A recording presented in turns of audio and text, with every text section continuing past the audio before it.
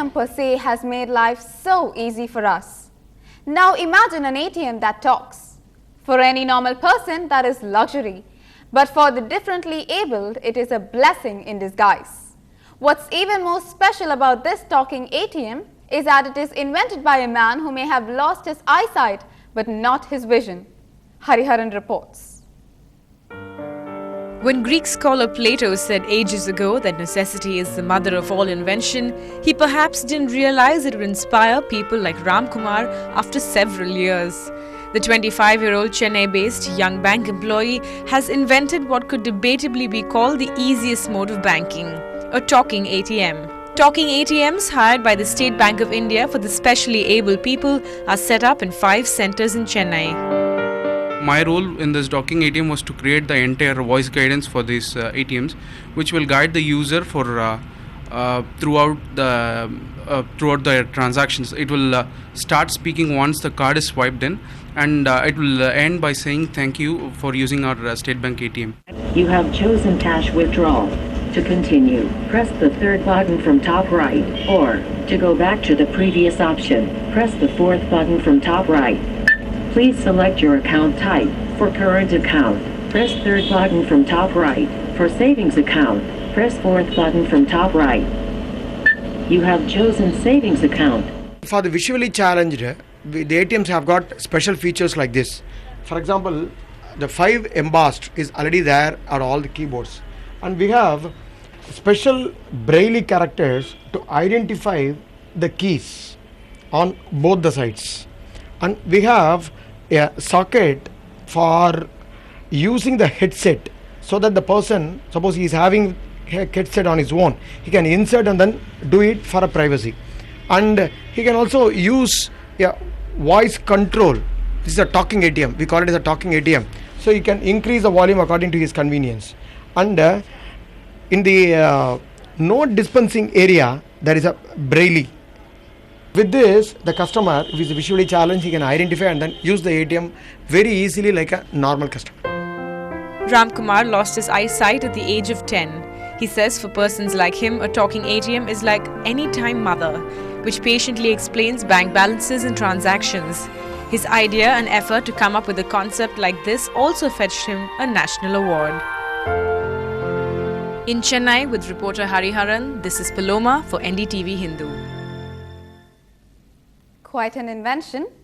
Well, moving on, what started as tanks for religion slowly became reservoirs. Temple tanks in the city have been used for several purposes by the devout. But in recent times, after a spate of heavy rains and lack of maintenance, the tanks have started to lose its speciality. It's more of a garbage dump right outside the temples. Here's a reality check.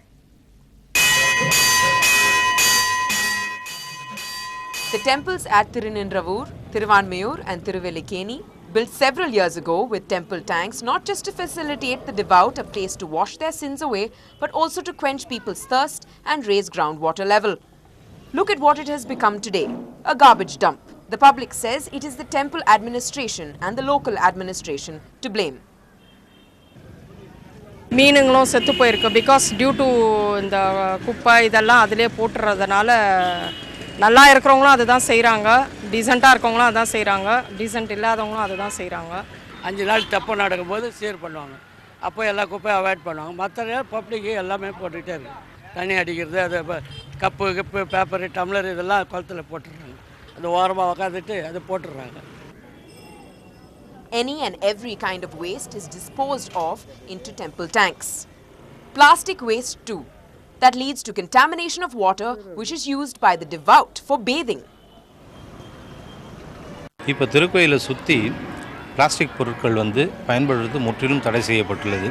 திருக்குளத்தை பொறுத்தவரையில் plastic பொருட்கள் பக்தர்கள் சில வருவர்கள் செய்கிறார்கள். உடனடியாக எங்கள் திருக்கோயில் பணியாளர்கள் அவற்றை அவ்வப்பொழுது அகற்றிக் கொண்டே இருக்கின்றார்கள். Over 40,000 temples are under the control of the Hindu Endowment Board. It leaves no doubt that the responsibility of protecting these temples of great historical importance lies with the government. In Chennai with Manikandan, Natasha Doraiswamy for NDTV Hindu. A major tragedy at a leading hospital in Kolkata. A massive fire broke out at South Kolkata's super speciality AMRI hospital early this morning. 89 people have now died as a result of that fire. 73 of them patients and remaining staff members. Reports suggest that the number of dead could still rise further. The devastating fire broke out in the basement and smoke then engulfed several floors of the annex of the hospital building.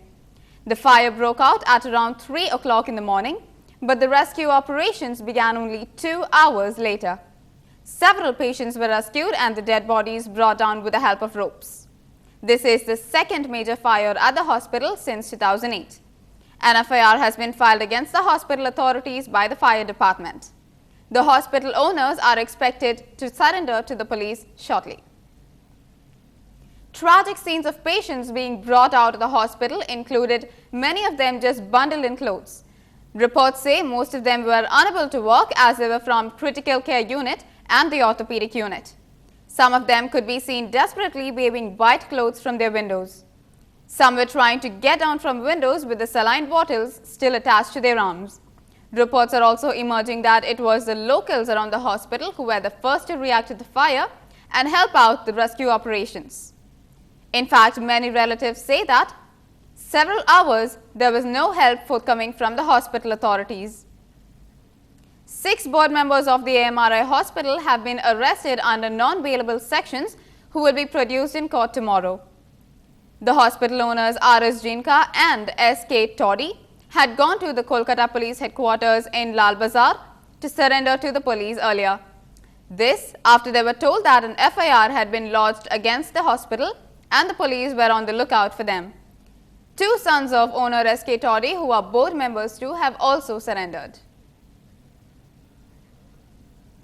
A government school headmistress has been suspended for locking middle school students in a room as she could not find her scooter key and suspected foul play by the students. Malliga, the headmistress of Government Middle School in Tevarpalayam, has now been suspended. The school has classes up to 6th standard and 26 students in total. When Malliga couldn't find the key, she asked the students. However, since the students did not know where it was, she locked all the students in a room and went home to bring another key. The parents in turn had panicked as the children did not return home at the usual time. They went to the school and broke open the locked door. Meanwhile, the headmistress had returned.